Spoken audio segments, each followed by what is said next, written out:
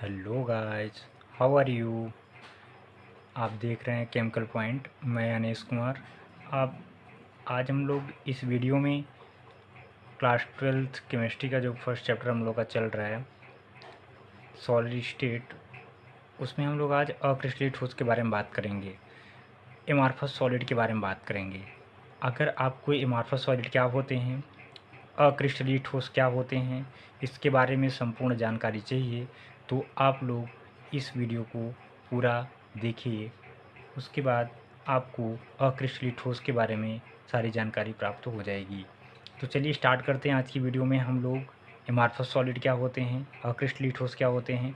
इसके पहले जैसे कि हमने आपको बताया था कि जो ठोस है सॉलिड स्टेट है, सॉलिड स्टेट में को अगर क्लासिफाई करें, अगर उनके on the basis of arrangement of constituent particle, तो आप देखेंगे कि दो टाइप के आपको मिलेंगे सॉलिड। एक मिलेगा क्रिस्टलाइन सॉलिड, जिसके भी बारे में हमने पीछे वाली वीडियो में बात की है।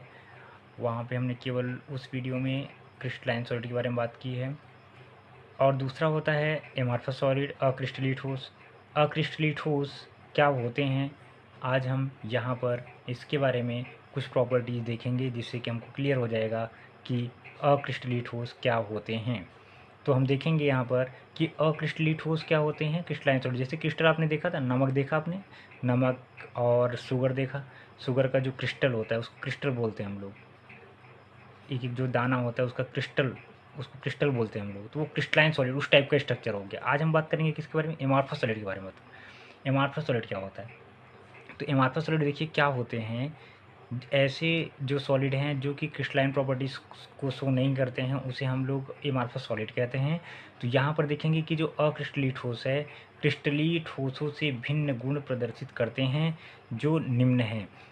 अक्रिस्टलीय ठोस क्रिस्टलीय ठोसों से भिन्न गुण प्रदर्शित करते हैं, यानी कि जो गुण क्रिस्टलीय ठोस के होते हैं वो जिस भी ठोस में नहीं पाया जाएगा उसे हम लोग क्या बोलेंगे, अक्रिस्टलीय ठोस। अक्रिस्टलीय ठोस की प्रॉपर्टीज कौन कौन है यहाँ पर हम देख लेते हैं। सबसे नंबर 1 है, इसमें लघु परास व्यवस्था होती है, शॉर्ट रेंज ऑर्डर होता है। लघु परास व्यवस्था होती है, शॉर्ट रेंज ऑर्डर होता है। जैसा कि इसके पहले आपने देखा था कि जो हमारा क्रिस्टलाइन सॉलिड था उसमें लॉन्ग रेंज ऑर्डर था। आप लोग उसको कोरिलेट करिएगा एमॉर्फस सॉलिड और क्रिस्टलाइन सॉलिड को। आगे हम इसमें डिफरेंस बात करेंगे, लेकिन यहाँ पे आप कंपेयर करके पढ़ेंगे तो आपको जल्दी समझ में आएगा कि क्या है डिफरेंस उसमें क्रिस्टलाइन सॉलिड और एमॉर्फस सॉलिड में, और किस तरह से हम पहचान सकते हैं कि एमॉर्फस सॉलिड क्या होते हैं। तो उसमें देखिएगा कि उसमें लॉन्ग रेंज ऑर्डर हुआ करता था और इसमें क्या होता है, शॉर्ट रेंज ऑर्डर है। शॉर्ट रेंज ऑर्डर है मतलब लघु परास व्यवस्था है। तो अब क्या है ये लघु परास व्यवस्था, देख लेते हैं। अक्रिस्टलीय ठोसों में अवयवीकरण, अवयवीकरण हमने आपको बता दिया किसे कहते हैं। अवयवीकरण का मतलब होता है कि कोई भी ठोस जिससे मिलकर बना है, जिस पार्टिकल से मिलकर बना है, जिस कण से मिलकर बना है, उसी को हम लोग अवयवीकरण कहते हैं। तो देखिए अक्रिस्टलीय ठोसों में अवयवी कणों की आवर्ती क्रमिक व्यवस्था का अभाव होता है, यानी कि जो अवयवी कण हैं उनमें आवर्तिता नहीं होती है। आवर्तिता आप समझते होंगे कि एक निश्चित अंतराल के बाद जो पुनरावृत्ति है वो नहीं होती है। आवर्ती का मतलब होता है कि एक निश्चित परास के बाद, एक निश्चित क्रम के बाद गुणों में पुनरावृत्ति हो, इसे हम लोग क्या बोलते हैं, आवर्ती। तो इसमें जो है ना क्रमिक व्यवस्था का अभाव होता है, यानी कि जो क्रमिक व्यवस्था है, आवर्तिता है, वो नहीं पाई जाती इसमें। क्रमिक व्यवस्था कुछ एंगस्ट्रॉन तक ही सीमित रहती है। मतलब ये जो क्रमिक व्यवस्था है वो कुछ ही एंगस्ट्रॉन तक सीमित रहती है। यानी कि देखिए अब हम आपको बताते हैं किस प्रकार से।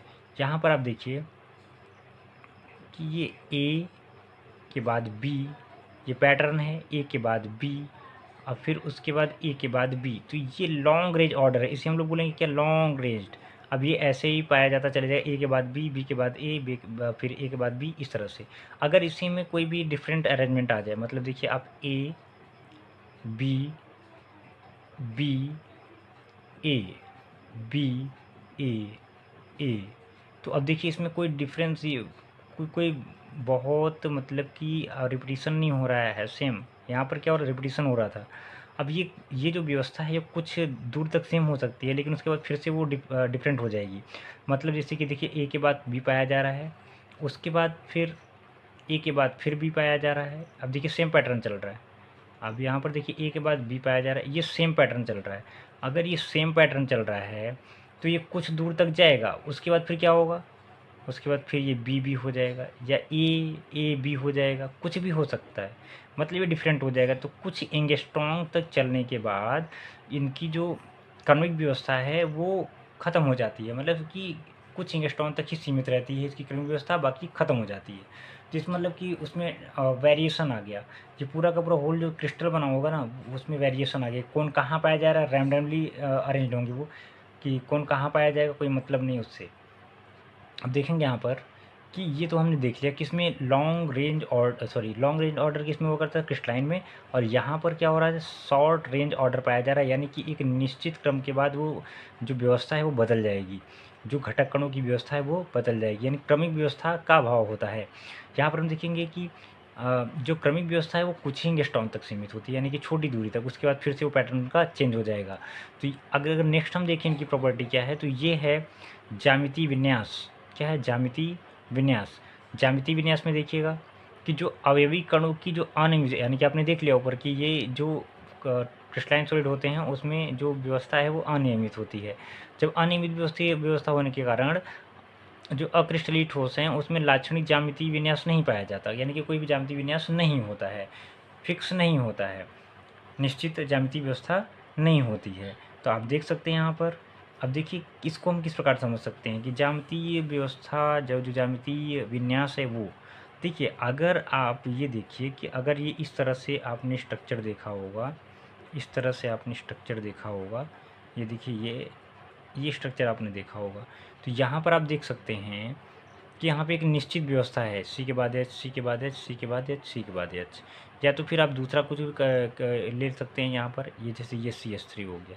तो ये आपने देखा कि यहाँ पर कि ये एक निश्चित व्यवस्था है, तो जब निश्चित व्यवस्था है तो इसकी एक ज्यामितीय आकृति होगी, इसकी क्या होगी, ज्यामितीय आकृति होगी। लेकिन जो हमारे यहाँ पर अक्रिस्टलीय ठोस हैं उनमें कोई फिक्स अरेंजमेंट ही नहीं है कि कौन पाया जा रहा है। होल पता लगे कि सी के बाद सी, फिर सी के बाद एच आ गया बीच में, सी के बाद एच आ गया बीच में, फिर इनका पैटर्न बदल गया। अब ये यहाँ पाया जा रहा है तो ये वाला उठ के यहाँ चला गया, ये वाला उठ के यहाँ चला गया, कोई व्यवस्था ही नहीं है। जब कोई व्यवस्था नहीं है तो उसका कोई भी ज्यामितीय आकृति नहीं होती है। तो इसलिए बोल रहा है कि अवयवी कणों की अनियमित व्यवस्था के कारण अक्रिस्टलीय ठोसों में लाक्षणिक ज्यामितीय विन्यास नहीं पाया जाता है। नेक्स्ट अगर प्रॉपर्टी हम देखें, दो प्रॉपर्टी हमने देख लिया, एक कि जो अक्रिस्टलीय ठोस होते हैं मार्फा सॉलिड होते हैं उसमें लॉन्ग शॉर्ट रेंज ऑर्डर होता है, और जो ज्योमेट्रिकल पैटर्न होता है, जो ज्योमेट्रिकल कॉन्फ़िगरेशन होता है वो डिफरेंट होता है, कोई भी कैरेक्टरिस्टिक्स नहीं होता कि ऐसा पाया जाएगा, ये वाला ठोस है तो ऐसा पाया जाएगा, नो। यहाँ पर आप देखिए गलनांक, नेक्स्ट है क्या, गलनांक, ये इंपॉर्टेंट है।